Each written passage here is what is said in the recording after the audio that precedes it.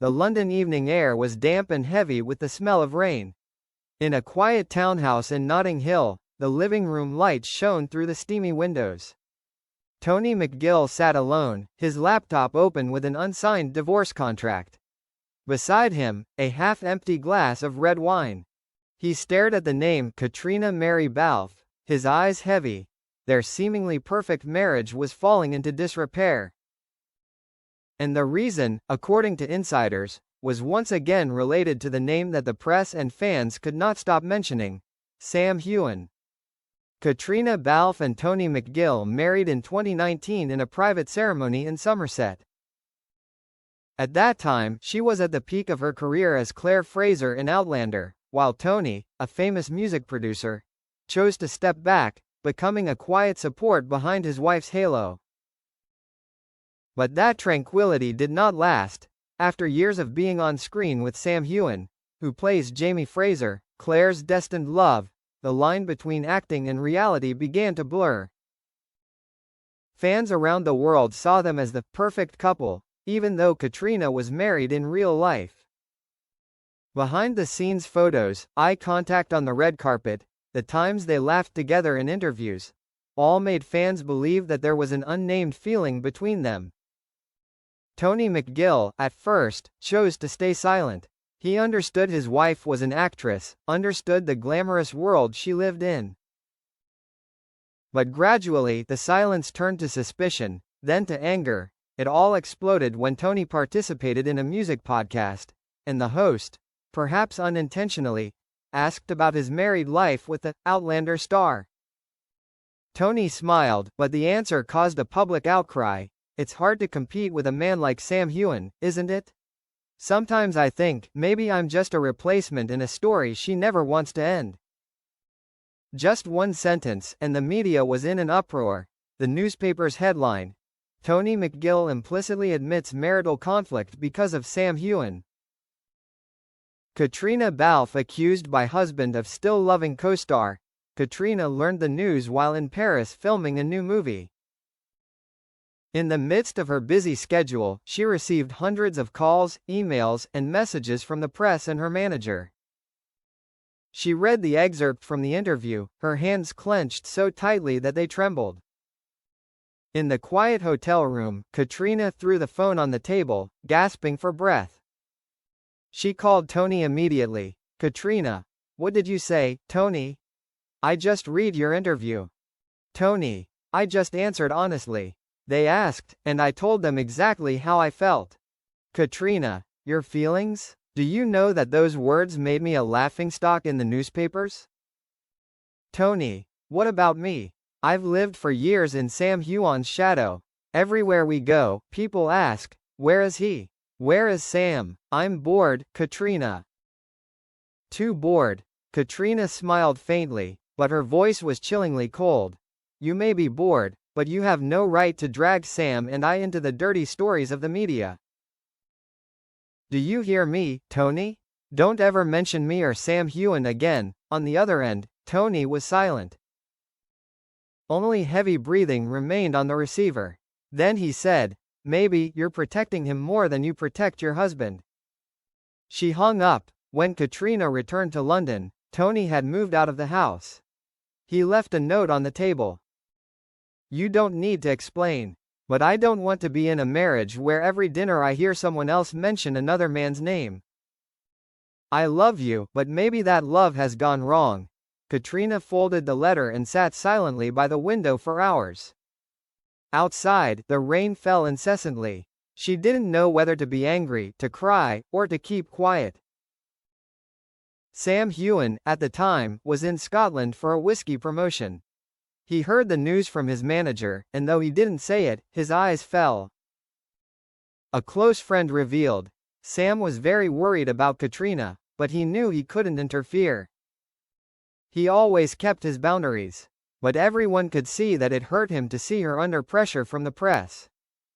A few days later, Caitriona posted on Twitter, X, a post that got everyone talking. "I respect my personal life, and I hope others do too. Some things should end in silence, instead of being embellished by hurt and jealousy. And please never drag innocent people into my private matters. The tweet was quickly shared tens of thousands of times. Fans understood that the innocent person was Sam Heughan. Tony, instead of responding, appeared in a bar in Soho, photographed by paparazzi while drinking with some friends. A photo of him sitting with his head down, his eyes red, spread across social networks. The post was accompanied by the caption, "Tony McGill, the man left behind." Sam Heughan is usually a private person, but this scandal made it impossible for him to stay out. Reporters surrounded him at every event, asking him questions over and over. Were you involved in Caitriona Balfe's divorce? Did you ever have an off-screen relationship with her? He simply replied, Caitriona is a close friend, a great colleague. Nothing more, and please leave her alone. Despite the obvious answer, the press continued to embellish. The tabloids even fabricated evidence, photos of them attending events together, laughing, to support the love triangle story. Caitriona, in the eye of the storm, was on the verge of collapse. She had not only lost her marriage, but also her privacy.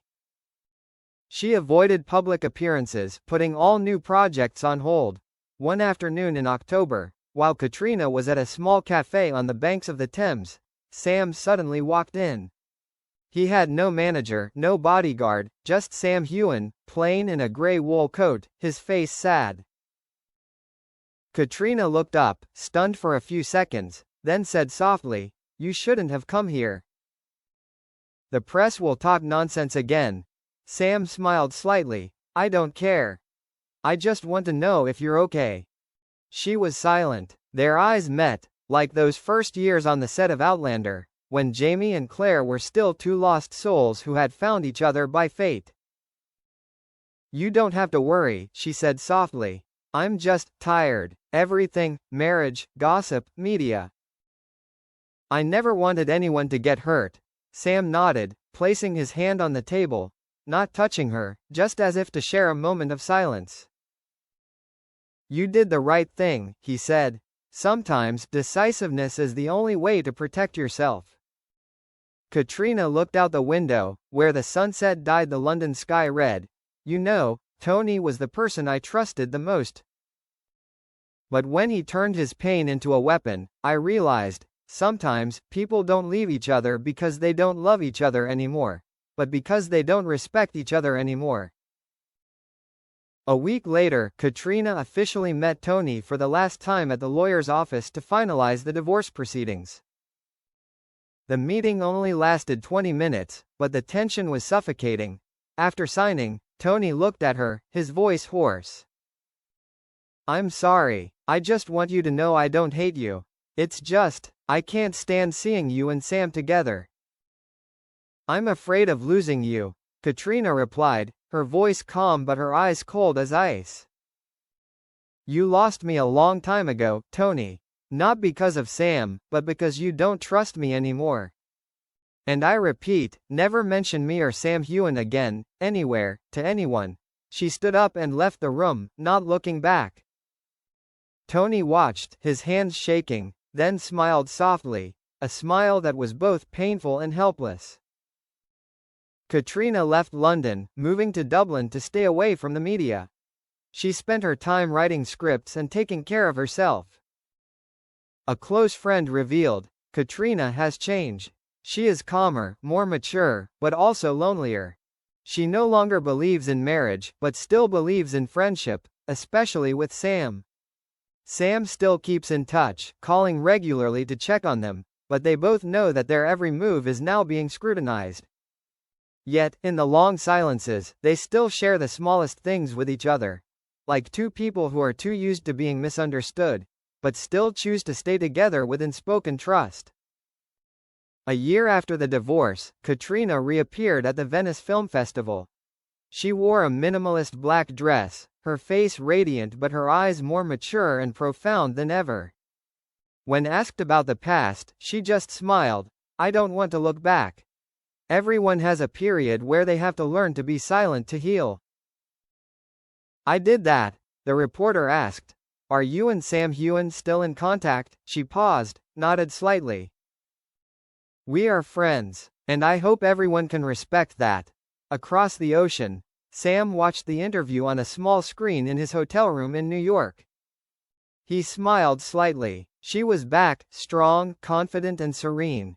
The words, "Never mention me or Sam Heughan again," were not only a warning, but also the final line Caitriona drew to protect herself.